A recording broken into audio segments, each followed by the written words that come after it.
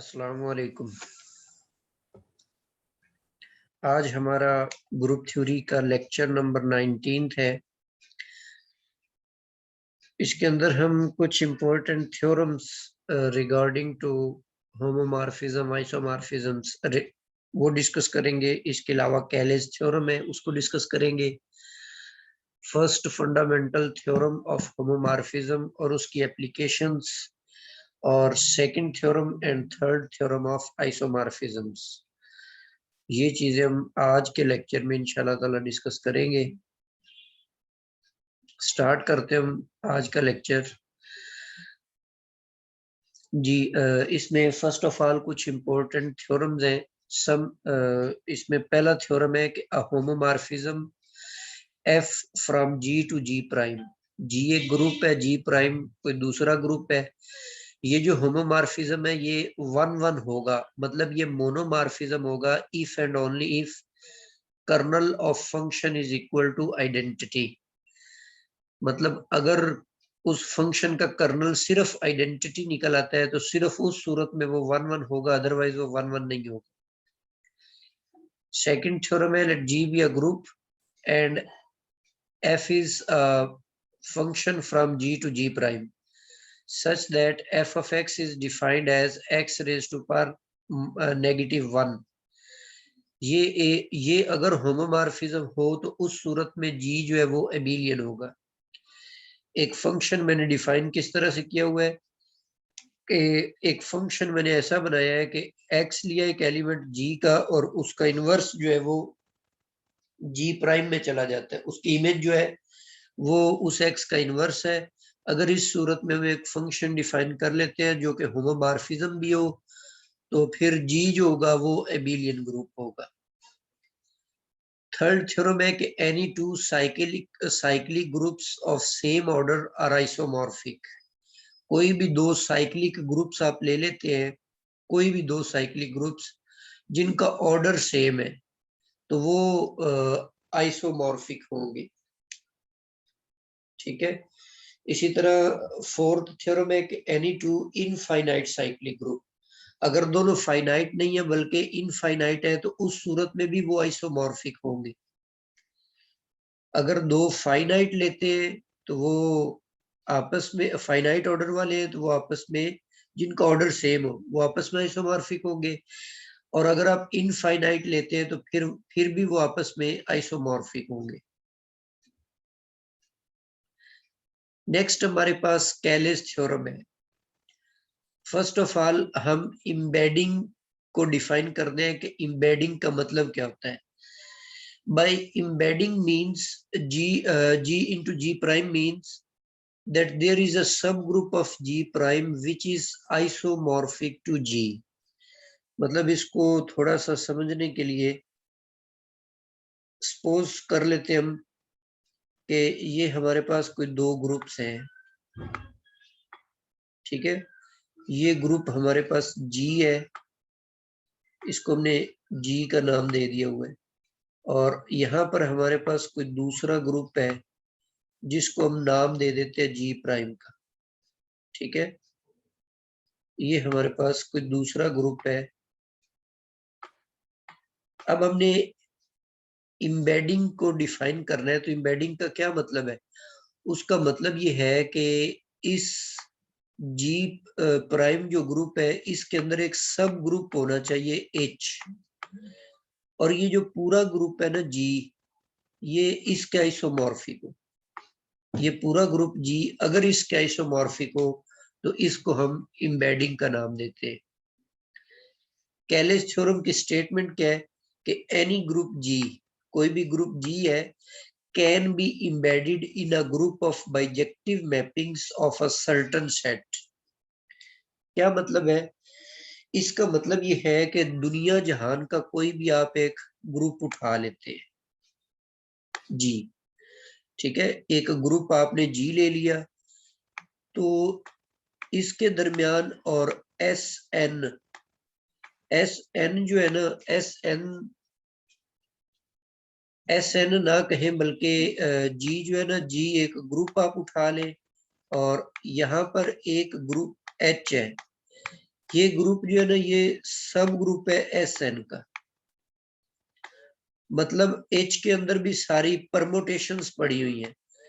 तो ये जो ग्रुप जी है ना, ये ग्रुप इस एच के आइसोमॉर्फिक होगा, ये इसका मतलब है।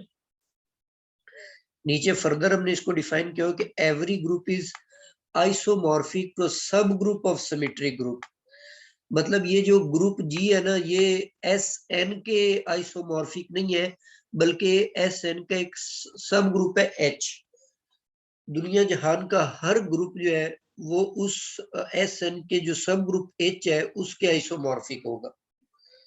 इन अदर वर्ड्स हम एक ग्रुप और जो बाइजेक्टिव मैपिंग्स है उनका जो सेट है, उनके दरमियान हम इम्बेडिंग डिफाइन कर सकते हैं। ठीक है, तो ये कैलेस थ्योरम है, वेरी इंपॉर्टेंट थ्योरम है। इंटरव्यू के अंदर भी इसमें से सवाल पूछा जा सकता है। मतलब इस तरीके से अगर आपसे पूछ लिया जाए कि ऐसा कौन सा थ्योरम है जो इस बात की श्योरिटी देता है कि हर एक ग्रुप जो है वो परमुटेशन के सब ग्रुप के आइसोमॉर्फिक है, या उसके साथ हम उसको इम्बेडेड कर सकते हैं, तो ये कैलेस थ्योरम है। नेक्स्ट आपके पास है first fundamental theorem of homomorphism. जी, फर्स्ट ऑफ ऑल हम इसको स्टेट करते हैं कि फाई हमने सपोज कर लिया कि जी से जी प्राइम पर एक एपीमॉर्फिज्म है। ठीक है, एपीमॉर्फिज्म मीन ये होमोमॉर्फिज्म भी है और ये एक ऑन टू फंक्शन भी है। तो अगर ये फंक्शन फाई जो मैं यहाँ पे ले रहा हूँ, अगर ये एपीमॉर्फिज्म हो तो फिर एक फैक्टर ग्रुप, वो फैक्टर ग्रुप मैंने कैसे डिफाइन किया है, ये जो पहला ग्रुप था जी, उसको मैंने इसके कर्नल के साथ, ये जो मैपिंग हमने पीछे डिफाइन किया ना एपीमॉर्फिज्म, उस एपीमॉर्फिज्म का जो कर्नल है, इसके साथ मैंने इस ग्रुप जी का एक फैक्टर ग्रुप लिया है। तो वो जो सेकंड ग्रुप है ना जी प्राइम, ये फैक्टर ग्रुप उस जी प्राइम के साथ आइसोमॉर्फिक होगा। ठीक है, मतलब इसका मतलब क्या है, इसका मतलब ये है कि सपोज एक हमारे पास ग्रुप जी है और दूसरा हमारे पास एक और ग्रुप जी प्राइम है। इस ग्रुप को जी का नाम दे देते, ये ग्रुप हमारे पास जी प्राइम है। तो एक एपीमॉर्फिज्म डिफाइन कर लेते हैं, जी से जी प्राइम पर ये हमने एक एपीमॉर्फिज्म डिफाइन कर लिया, जिसको हम फाई का नाम दे देते हैं। अब इसमें से ये जो पोर्शन है इसका कुछ हिस्सा, ये कौन है, ये कर्नल है। कर्नल क्या होता है, जो सेकंड ग्रुप जो होता है उसकी आइडेंटिटी के ऊपर मैप करे, तो ये सारा क्या है, ये कर्नल है। अब हमने करना क्या है, ये जो जी है इसका इस के के साथ, इस कर्नल के साथ हमने फैक्टर ग्रुप बनाना है। वो जो इसका फैक्टर ग्रुप बनेगा वो इस जी प्राइम के साथ आइसोमॉर्फिक होगा। ठीक है, तो ये यहाँ पर इसको मैथमेटिकली हम इस तरह से लिखेंगे कि G over G by kernel of phi is isomorphic to G prime. या फिर ऐसा कर सकते हैं कि हम इसको इन अदर वर्ड्स भी डिफाइन कर लेते हैं कि फाई जो है ये एक होमोमॉर्फिज्म है, मैं इसको एपीमॉर्फिज्म नहीं कहता हूँ। अच्छा, ये याद रखें कि एपीमॉर्फिज्म की सूरत में जो रेंज होती है वो सेकंड ग्रुप पूरे का पूरा आ जाता है। तो इसीलिए अब जो इसकी स्टेटमेंट बनेगी ना, वो ये बनेगी कि ये जी ग्रुप है और इसका मैंने कर्नल के साथ मैंने फैक्टर ग्रुप बना लिया, और दूसरी तरफ आपके पास जी का इमेज है, जी प्राइम मुकम्मल नहीं है, क्योंकि वो जो मैपिंग मैंने पीछे डिफाइन की है ना फाई, इस पर मैंने ऑन टू की कंडीशन नहीं लगाई, तो इसीलिए जो रेंज में जी प्राइम सारे का सारा आपको नहीं मिलेगा, बल्कि उसका इमेज मिलेगा। तो ये दोनों स्टेटमेंट्स जो है ये first fundamental theorem of homomorphism की है। ये जो पहली स्टेटमेंट ये याद रखें, अगर एपीमॉर्फिज्म होगा तो स्टेटमेंट ये बनेगी, और अगर वो होमोमॉर्फिज्म होगा तो उस सूरत में स्टेटमेंट ये बनेगी। ठीक है, वेरी इंपॉर्टेंट थ्योरम है, इसकी एप्लीकेशंस की तरफ चलते हैं। फर्स्ट ऑफ ऑल हम डिफाइन करते हैं, ये प्रूफ करते हैं कि सेट ऑफ इंटीजर्स हमने ले लिया। जो सेट ऑफ इंटीजर है इसका मैंने फैक्टर ग्रुप बनाया ये n के मल्टीपल्स के सेट के साथ, ठीक है। तो n z के साथ मैंने इसको बना लिया, इसका फैक्टर ग्रुप बना लिया, तो ये z n के साथ आइसोमॉर्फिक होगा। तो एक्चुअली ये जो फैक्टर ग्रुप हम बनाते हैं z ओवर n z, ये वाला, ये फैक्टर ग्रुप की जो सारी प्रॉपर्टीज है इसके सारे, जैसे आपको याद होगा, इसको ना यूं भी आप लिख सकते हैं, z लिख ले और नीचे ये जो एन जी लिखा हुआ है इसको आप इस तरीके से भी डिनोट कर सकते हैं। साइक्लिक नोटेशन में ये जनरेटर की सूरत में आप इसको इस तरीके से भी डिनोट कर सकते हैं। अच्छा, जैसे मिसाल मैं आपको दे रहा था कि z है और मैंने इसका फैक्टर ग्रुप फाइंड आउट कर लिया यहाँ पर 5z के साथ, ऐसे। अब ये जो क्विज मैंने लिया है उस क्विज के अंदर मैंने ये क्वेश्चन भी दिया हुआ था कि ये z ओवर 5z जो है ये आइसोमॉर्फिक किसके होगा, z5 के आइसोमॉर्फिक होगा। अब मैंने इसके नंबर ऑफ एलिमेंट्स पूछे हुए थे, वो 5 आते हैं। अब यहाँ पर ये जो z5 है इसमें भी 5 एलिमेंट्स है, ठीक है। तो उनमें इसके जो एलिमेंट्स है z5 के, जैसा उनका ऑर्डर होगा उसी तरह इसके एलिमेंट्स का ऑर्डर होगा, जितने उसके सब ग्रुप होंगे उतने। आइसोमॉर्फिज्म का मतलब ये होता है सेमनेस, मतलब दोनों स्ट्रक्चर्स की सारी प्रॉपर्टीज, ग्रुप थ्योरेटिक प्रॉपर्टीज जो है वो सारी सेम है। हाँ, उसमें एलिमेंट्स की जो शक्लो सूरत है, जो नौइयत है वो कुछ और होगी और इसके अंदर कुछ और होगी, ठीक है ना। तो लेकिन उनकी प्रॉपर्टी सारी ग्रुप थ्योरेटिक प्रॉपर्टी सेम है, ग्रुप का ऑर्डर एक जैसा होगा। आइसोमॉर्फिज्म का मतलब बता रहा हूँ कि ग्रुप थ्योरेटिक का मतलब है कि अगर एक ग्रुप साइक्लिक है तो दूसरा भी साइक्लिक होगा, अगर एक एबिलियन है तो दूसरा भी एबिलियन होगा, अगर एक का ऑर्डर 5 है तो दूसरे का ऑर्डर भी 5 है। जितने ऑर्डर वाले सब ग्रुप इसके अंदर एग्जिस्ट करते हैं, मतलब थ्रो आउट स्ट्रक्चर जो है दोनों का बिल्कुल एक जैसा होगा। जी, हम इसको प्रूफ करते हैं। अब वेरी सिंपल प्रूफ है। सबसे पहले हम एक ऐसी मैपिंग डिफाइन करते हैं जो कि ऑन टू हो और होमोमॉर्फिज्म हो। तो ये मैंने मैपिंग इस तरह से डिफाइन किया है कि x जो है ये एक इंटीजर है और इसको मैं कन्वर्ट कर रहा हूं x मॉड n के अंदर, ठीक है। इस तरह से ये मैपिंग है। तो ये मैं मैपिंग डिफाइन करने के बाद अब हम इसको होमोमॉर्फिज्म पहले चेक करते हैं। तो दो एलिमेंट्स पिक किए, क्योंकि z जो है ये अंडर एडिशन ग्रुप है इसलिए x प्लस वाई पर इसका इमेज फाइंड आउट करेंगे। तो आपको पता है कि सम की सूरत में ये मॉड जो होता है ये सेपरेट कर सकते हैं हम। तो ये दोनों का सेपरेट करके हमने इसको फाई ऑफ x और फाई ऑफ y लिख लिया, जो इस बात की श्योरिटी है कि ये एक होमोमॉर्फिज्म है। तो हमने फाई को होमोमॉर्फिज्म तो प्रूफ कर दी है। अब हमने इसको ऑन टू प्रूफ करना है। अब इसकी रेंज चेक करें कि इस फंक्शन को, ये जो ऊपर आपने फंक्शन डिफाइन किया है, इसकी रेंज कितनी निकलती है। देखो यहाँ पर हम कोई भी इंटीजर पुट करेंगे तो ये उसको मॉड n में कन्वर्ट करके तो टोटल आपके पास n एलिमेंट्स बन जाएंगे जो 0 से n-1 तक आएंगे। इसका मतलब है रेंज के अंदर पूरे का पूरा सेट Zn आपको मिल सकता है। तो इसका मतलब ये होमोमॉर्फिज्म भी है और ये ऑन टू भी है, इसीलिए ये एक एपीमॉर्फिज्म है। तो हमने एक एपीमॉर्फिज्म बना लिया दोनों सेट्स के दरमियान।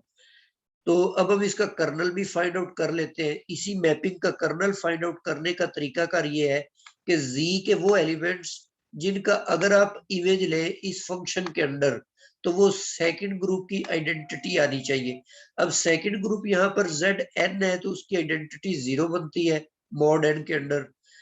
तो अब यहाँ पर आप देख लें कि ये जो फाई ऑफ x है इसकी मैंने वैल्यू यहाँ पर x मॉड n पुट कर दी है और यहाँ पर ये मॉड n है। तो अब ये x जो है ना ये इक्वल टू 0 लिखा हुआ है अंडर मॉड n में। इसका क्या मतलब है?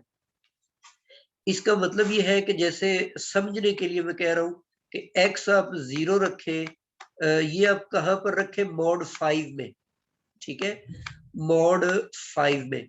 इसका मतलब ये है कि ये जो x है ना, x, ये x 5 का मल्टीपल्स है। 5 का मल्टीपल क्यों है, क्योंकि 5 पर जब हम उसको 5 के मल्टीपल को डिवाइड करेंगे तो रिमाइंडर 0 आएगा। मतलब यहाँ पर 10 हो सकता है, यहाँ पर 5 हो सकता है, यहाँ पर 15 हो सकता है, यहाँ पर 20 हो सकता है। मतलब सारे जो है वो 5 के मल्टीपल्स हैं। इसका मतलब है कि x की जो शक्लो सूरत बनेगी वो कुछ इस तरह से होगी कि 5x is a multiple of 5 where t is an integer. तो यहाँ पर मॉड 5 नहीं बल्कि n है, तो इसीलिए मैंने ये कह दिया कि x is a multiple of n। यहाँ पर t जो है वो इंटीजर है। तो इसका मतलब ये है कि ये जो x बिलोंग कर रहा था z को, वो इस सूरत का होगा l इंटू टी। तो ये एन टी का मतलब है सारे n के मल्टीपल्स हैं। तो n के मल्टीपल्स को हम इस सूरत में भी लिख सकते हैं, इस सूरत में भी लिख सकते हैं। तो ये आपने कर्नल फाइंड आउट कर ली है। अब अगर आप first fundamental theorem of homomorphism use करें तो ये आपके पास प्रूफ हो गया, ठीक है। यहाँ पर आपने जो एपीमॉर्फिज्म जिनके दरमियान डिफाइन किया वो पहला ग्रुप, ये उसका दूसरा ग्रुप, और बटे के नीचे आपने वो कर्नल ऑफ द फंक्शन वो पुट कर दी है। तो ये हमने first fundamental theorem of homomorphism की मदद से ये प्रूव कर दी है। एक और एग्जांपल हम लेते हैं यहाँ पे, बिल्कुल उसी तर्ज पे है कि एक तो आपने सेट ऑफ कॉम्प्लेक्स नंबर्स लिया है जो कि नॉन जीरो है, नॉन जीरो कॉम्प्लेक्स नंबर लिया है, और दूसरी तरफ आपने यू लिया हुआ है। ये यू क्या चीज है, ये यू सर्कल ग्रुप है। सर्कल ग्रुप का मतलब होता है कि यूनिट सर्कल, ऐसे कॉम्प्लेक्स नंबर्स जो सारे के सारे यूनिट सर्कल के ऊपर आते हैं। बेसिकली ये कॉम्प्लेक्स एनालिसिस के अंदर ये इक्वेशन सर्कल को डिनोट करती है, यूनिट सर्कल को। या फिर आम अल्फाज में आप ये भी कह सकते हैं कि ये ऐसे नॉन जीरो कॉम्प्लेक्स नंबर्स का सेट है जिनकी मॉडुलस वैल्यू 1 आती है, ठीक है। तो ये u आपको पता लग गया कि ये ऐसे कॉम्प्लेक्स नंबर है जिनकी मॉडुलस वैल्यू 1 है। और नीचे जो कर्नल की जगह होती है वहां पे आपने पॉजिटिव रियल नंबर्स रखे हुए हैं। अब आपने इस आइसोमॉर्फिज्म को प्रूफ करना है कि ये जो फैक्टर ग्रुप है ये इस u के आइसोमॉर्फिक है। तो इसको प्रूफ करने के लिए फर्स्ट ऑफ ऑल मैं एक मैपिंग डिफाइन कर लेता हूं। अच्छा, अब यहाँ पर ये मैपिंग डिफाइन करना कोई रट्टा लगाने वाली बात नहीं है। अब ये मैपिंग आपने इस तरह से डिफाइन करनी है कि उसका जो आप कर्नल निकाले ना, तो वो कर्नल आपके पास एक तो ये आए पॉजिटिव नंबर्स, और दूसरे जो दूसरी तरफ u है ना, ये सेकंड ग्रुप आप ले रहे u, और u के अंदर ऐसे कॉम्प्लेक्स नंबर्स पड़े हुए हैं जिनकी मॉडुलस वैल्यू 1 है। तो इसलिए अब अगर आप एक मैपिंग डिफाइन करना चाहते हैं तो वो मैपिंग इस तरह की होनी चाहिए कि उसमें आप कोई भी non zero complex number put करें तो उसका जो इमेज है वो एक ऐसा कॉम्प्लेक्स नंबर आना चाहिए जिसकी मॉडुलस वैल्यू 1 बनती हो, ठीक है। अब यहाँ पर आप देख लें, ये मैंने ऐसे समझ ले कि जैसे वेक्टर्स में होते हैं ना आप, तो यूनिट वेक्टर्स की तारीफ आप यूं करते हैं कि वेक्टर ओवर इट्स मैग्नीट्यूड्स, ठीक है। ये फार्मूला बनाते हैं यूनिट वेक्टर के लिए। तो बेसिकली यूनिट, ये फार्मूला यूनिट वेक्टर की डेफिनेशन को वेरीफाई करता है। कैसे वेरीफाई करता है, अगर आप इसका एब्सोल्यूट वैल्यू आप इसकी लेते हैं, इसका मैग्नीट्यूड निकालते हैं, तो नीचे तो ऑलरेडी एक स्केलर नंबर है, तो ऊपर वाले का मैग्नीट्यूड ए आएगा और नीचे वाले का भी मैग्नीट्यूड पहले ही ए है, तो ये दोनों कैंसल आउट होकर 1 बन जाएंगे। इसका मतलब है कि ये यूनिट वेक्टर की डेफिनेशन को सेटिस्फाई कर रहा है। तो मैंने इसी तरह किया, मैपिंग यू डिफाइन की कि ऊपर एक कॉम्प्लेक्स नंबर z रखा और नीचे उसका मैग्नीट्यूड रख दिया या उसकी एब्सोल्यूट वैल्यू रख दी। अब अगर हम इसकी मॉड वैल्यू सारे की निकालते भी है तो वो ऊपर तो z है तो उसकी मॉड वैल्यू z मॉड आ जाएगा। नीचे ऑलरेडी आपके पास z मॉड है जो कि रियल है, और रियल नंबर का और पॉजिटिव का मॉड वो इटसेल्फ ही होता है। तो ये आपके पास इसका इमेज जो है इसकी जो एब्सोल्यूट वैल्यू है 1 आ रही है। ठीक है, तो ये मैपिंग आपने इस तरह से बनानी है कि अगर क्योंकि हमने उसको ऑन टू प्रूफ करना है, तो ऑन टू प्रूफ करने के लिए यहाँ से एक नंबर पिक करें, तो जो उसका इमेज है ना वो ऐसा इमेज होना चाहिए कि जो दूसरे सेट को सेटिस्फाई भी कर रहा हूँ। तो इसलिए ये मैपिंग जो है वो कुछ सोच समझ कर बनानी होती है। बहरहाल ये मैपिंग मैंने डिफाइन कर ली है। अब इस मैपिंग को हम प्रूफ करते हैं कि ये होमोमॉर्फिज्म है। तो सी जो है ये अंडर मल्टीप्लिकेशन मैंने ग्रुप लिया है, तो यहाँ पर मल्टीप्लिकेशन वाला आ जाएगा। तो ये जो मैपिंग यहाँ पर थी वहां पर मैंने z की जगह z1 इंटू z2 रिप्लेस कर दिया है, इनको सेपरेट किया यहाँ पे, और फिर इनकी वैल्यूज फाई ऑफ z1 और फाई ऑफ z2 प्रूफ कर दी। ये होमोमॉर्फिक प्रूफ हो गया है। अब हमने इसकी रेंज निकाल दी, तो रेंज मैंने अभी आपको यहाँ पे बता दिया है कि इसकी जितनी भी इसके अंदर आप वैल्यूज पुट करेंगे, कॉम्प्लेक्स नंबर्स पुट करेंगे, तो आपको बदले में ऐसे कॉम्प्लेक्स नंबर मिलने हैं जिनकी मॉडुलस वैल्यू 1 है। तो इसका मतलब है कि इसकी जो रेंज है वो सेकंड ग्रुप यू जो है वो पूरे का पूरा आ रही है। तो इसका मतलब है कि ये एक ऑन टू फंक्शन भी है फाई जो हमने डिफाइन किया। तो सो दिस इज एन एपीमॉर्फिज्म। अब हम इसका कर्नल निकाल लेते हैं। कर्नल से मुराद क्या होता है कि पहले ग्रुप के ऐसे एलिमेंट्स जो फंक्शन के अंदर पुट किए जाए तो उनकी जो इमेज है वो सेकंड ग्रुप की आइडेंटिटी आनी चाहिए। ठीक है, तो ये मेरे वो फर्स्ट कंडीशन आ गई। अब फाई ऑफ जी जो है ये वाला हिस्सा, ये मैंने लिया हुआ है जी ओवर जी मॉड के बराबर, ये इक्वल टू 1 के रखा। अब इसको सिंप्लीफाई कर ले, ये जी मॉड इधर डिवाइड हो रहा है, दूसरी तरफ जाके मल्टीप्लाई हो जाएगा। तो अब ये कॉम्प्लेक्स, ये सेट को देखें तो ये ऐसे नॉन जीरो कॉम्प्लेक्स नंबर्स का सेट है जिनका मैं अगर मॉड लूं तो वो इटसेल्फ के बराबर आ जाते हैं। ठीक है, तो इस प्रॉपर्टी को सेटिस्फाई करने के लिए क्या करना पड़ेगा, देखें मैंने कॉम्प्लेक्स नंबर को उसके मॉडुलस के इक्वल लिया हुआ है। तो यहाँ पर z की वैल्यू अगर आप उसके कोऑर्डिनेट्स की सूरत में लिखें तो x plus iota y equal किसके होगा, दूसरी तरफ है इसका मॉड, तो वो हम लिखेंगे एक्स स्क्वायर और प्लस वाई स्क्वायर और फिर उस सारे का स्क्वायर रूट। ठीक है, तो ये मॉडुलस का फार्मूला होता है। दोनों तरफ अगर आप रियल और इमेजिनरी पार्ट्स को कंपेयर करना चाहते हैं तो x तो इक्वल आ जाएगा, किसके इक्वल आएगा, एक्स स्क्वायर और प्लस वाई स्क्वायर। ठीक है, और रियल से मुराद वो पार्ट्स होते हैं जिनके साथ आयोटा नहीं होता, और दूसरी तरफ जो आयोटा के साथ वो y है, लेकिन दूसरी तरफ y आयोटा के साथ वाला कोई भी नहीं है, इमेजिनरी पार्ट 0 रखेंगे। तो यहां से भी ये डिड्यूस कर सकते हैं कि y जो है वो 0 है। तो इसका मतलब है ये जो स्टार्ट में आप z ले रहे हैं ना, तो उसका इमेजिनरी पार्ट 0 है।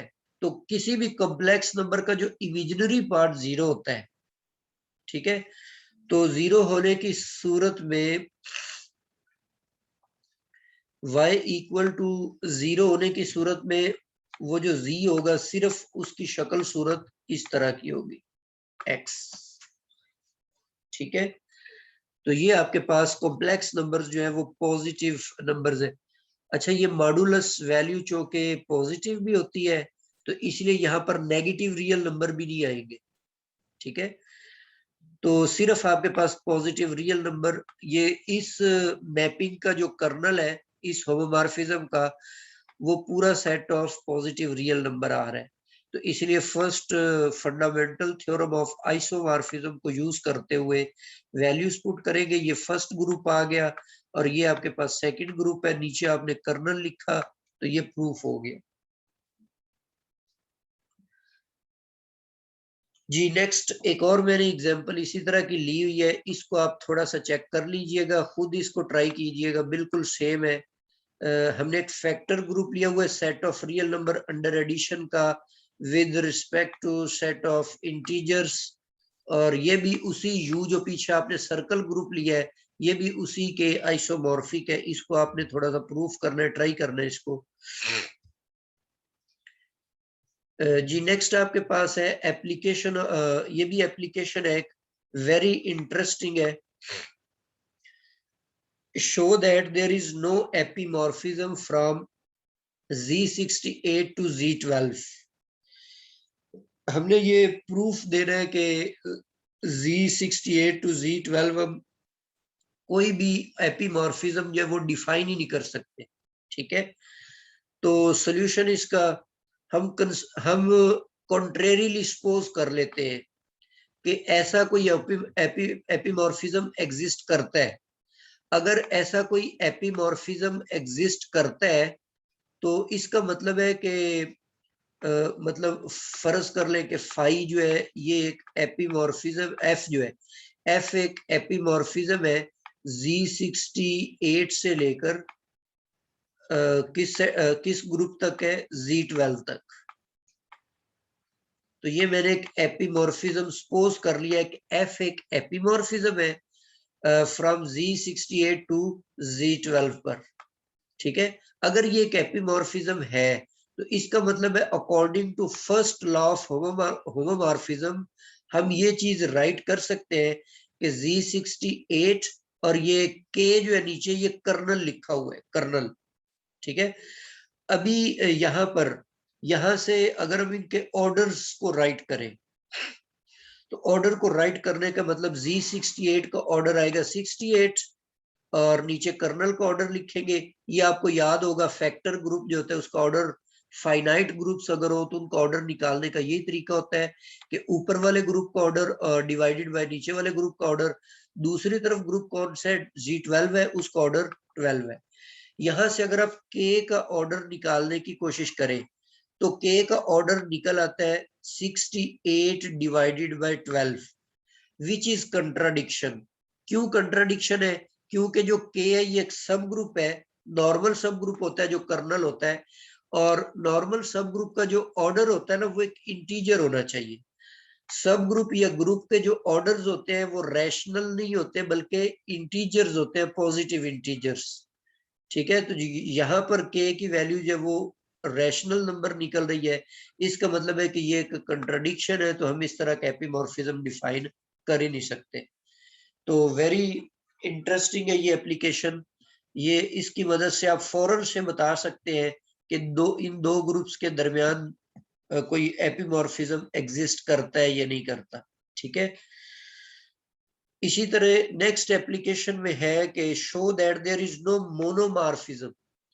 हम first fundamental theorem of homomorphism की मदद से ये भी चेक कर सकते हैं कि Z15 टू Z20 जो है ये मोनोमॉर्फिज्म है या नहीं है, बल्कि शो ये करना है कि मोनोमॉर्फिज्म एग्जिस्ट नहीं करता। तो हम सपोज कर लेते हैं, अच्छा फर्स्ट जो स्लाइड थी आज के लेक्चर की, मैं पीछे चलता हूँ थोड़ा सा, एक थ्योरम हम रिमाइंड करते हैं, उसी का यूज मैंने यहाँ पर किया हुआ है जी। फर्स्ट स्लाइड पे फर्स्ट जो थ्योरम है, यहाँ पर मैंने कहा था कि एक होमोमॉर्फिज्म जो है ना वो वन वन सिर्फ उसी सूरत में होगा जब उसका कर्नल जो है ना वो आइडेंटिटी होगी, ठीक है। अब ये बात आपने याद रखनी है, इसको हम वहां पे चल के यूज करते हैं।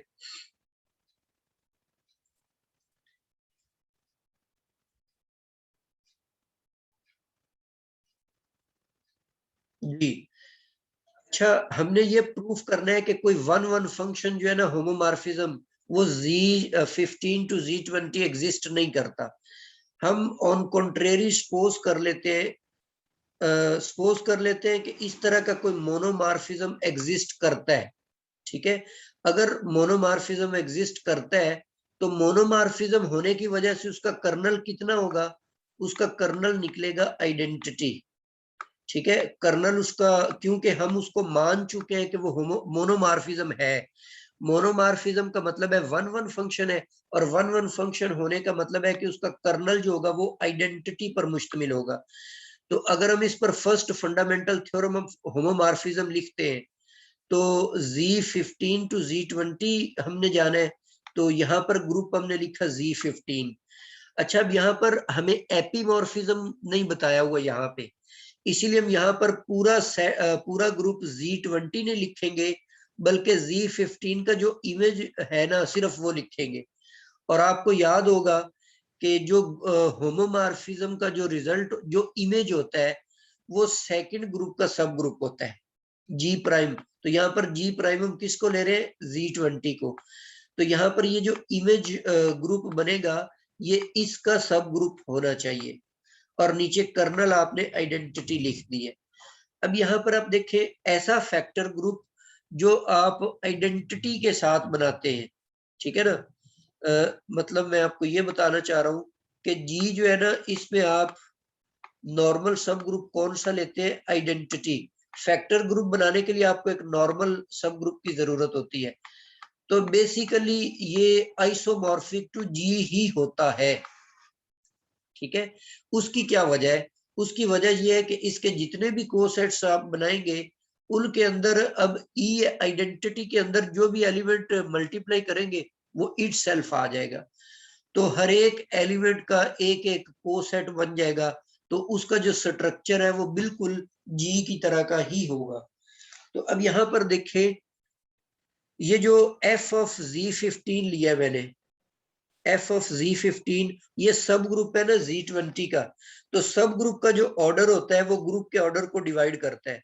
तो ये बात मैंने यहाँ पर लिखी कि इस सब ग्रुप का ऑर्डर 20 के ऑर्डर को डिवाइड करना चाहिए। लेकिन आप पीछे देखें तो f ऑफ Z15 जो है ये आइसोमॉर्फिक है Z15 के। तो इसका मतलब है कि इसका जो ऑर्डर है ना वो 15 ही होगा। तो इसका मतलब इसका जो ऑर्डर कितना बनना है, 15। तो यहाँ पर ये इंप्लाई करता है कि 15 must divide 20, which is contradiction, क्योंकि 15 तो 20 को डिवाइड नहीं करता। तो इसीलिए हम एक मोनोमॉर्फिज्म भी डिफाइन नहीं कर सकते, ठीक है। तो ये एक वेरी इंटरेस्टिंग एप्लीकेशन थी। मतलब आप फर्स्ट थ्योरम ऑफ होमोमॉर्फिज्म से एपीमॉर्फिज्म के बारे में भी चेक कर सकते हैं और मोनोमॉर्फिज्म के बारे में भी चेक कर सकते हैं। जी नेक्स्ट आपके पास है second and third theorems of isomorphism. Second theorem of isomorphism आपके पास है, इसको स्टेट करते हैं हम। सपोज कर लेते हैं कि H जो है ये एक नॉर्मल सब ग्रुप है किसी भी ग्रुप G का। H जो है वो नॉर्मल सब ग्रुप है, और इसको हम यूं भी लिख सकते हैं कि H is a normal subgroup of G। और इसकी दूसरी जो है कंडीशन, दूसरा गिवन हमें ये है कि K भी a सब ग्रुप ऑफ G। K जो है उस पर नॉर्मेलिटी की कोई कंडीशन नहीं है, उस पर सिर्फ ये कंडीशन है कि वो G का सब ग्रुप है। H नॉर्मल सब ग्रुप है और K इसका वैसे कोई भी सब ग्रुप है। तो इस सूरत में H और K का जो प्रोडक्ट है, H और K का प्रोडक्ट, ये एक सब ग्रुप होगा। इसको हम ऑलरेडी प्रीवियस लेक्चर्स के अंदर देख चुके हैं। तो इसका आपने को फैक्टर ग्रुप जो है ना, इसका फैक्टर ग्रुप आप H के साथ डिटरमाइन, H चूंकि नॉर्मल था इसीलिए इसको नीचे रख के आप फैक्टर ग्रुप डिफाइन कर सकते हैं। तो ये जो फैक्टर ग्रुप बनेगा ये आइसोमॉर्फिक होगा इस फैक्टर ग्रुप के, जहां पर आपने ऊपर K को रखा हुआ है और नीचे आपके पास H इंटरसेक्शन K है। तो this is the statement of second theorem of isomorphism. Third isomorphism theorem की तरफ चलते हैं। यहां पर हमने सपोज किया है कि H एंड K भी नॉर्मल सब group of a group G, और H जो है ये सब सेट है K का। सब ग्रुप नहीं कह रहा हूं मैं, सब सेट कह रहा हूं। ये दोनों ही नॉर्मल है और H जो है वो K का सब सेट है। फिर आप G का K के साथ जो फैक्टर ग्रुप बनाएंगे वो आइसोमॉर्फिक होगा जी H का फैक्टर ग्रुप बाय K का H के साथ फैक्टर ग्रुप। तो इनका जो फैक्टर ग्रुप बनेगा वो इसका आइसोमॉर्फिक होगा G बाय K के। बहरहाल ये स्टेटमेंट्स है, इनको आपने याद रखना है। जी नेक्स्ट मेरे पास कुछ एग्जांपल्स यहाँ पर मैंने प्रीवियस पेपर्स में से चूज की हुई है। तो फर्स्ट आपके पास है Z बाय N। तो ये हम देख चुके हैं आज की पहली जो एप्लीकेशन थी फर्स्ट थ्योरम ऑफ होमोमॉर्फिज्म की, कि ये ZN का आइसोमॉर्फिक होता है। ये 2015 में ये क्वेश्चन पूछा गया। इसी तरह नेक्स्ट आपके पास है,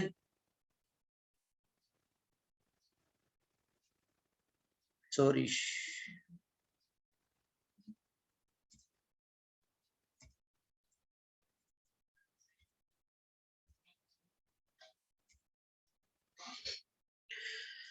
जी, यहाँ पर ये तो हम पढ़ चुके हैं, इसको प्रूफ कर चुके हैं कि ये Zn का आइसोमॉर्फिक होता है।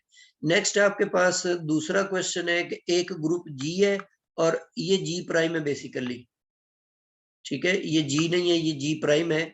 Let G and G prime be two groups. Then a homomorphism F from G to G prime is 1 1 if and only if। इसको तो अभी हमने यूज किया है कि कोई भी होमोमॉर्फिज्म 1 1 तब होगा जब उसका कर्नल जो है वो आइडेंटिटी मैपिंग बनाएगा, ठीक है? तो यहाँ तक हमारा आज का लेक्चर जो है वो मुकम्मल हुआ। तो अब इसमें से कोई भी क्वेश्चन या कोई चीज आपको नहीं समझ आई तो वो आप पूछ सकते हैं।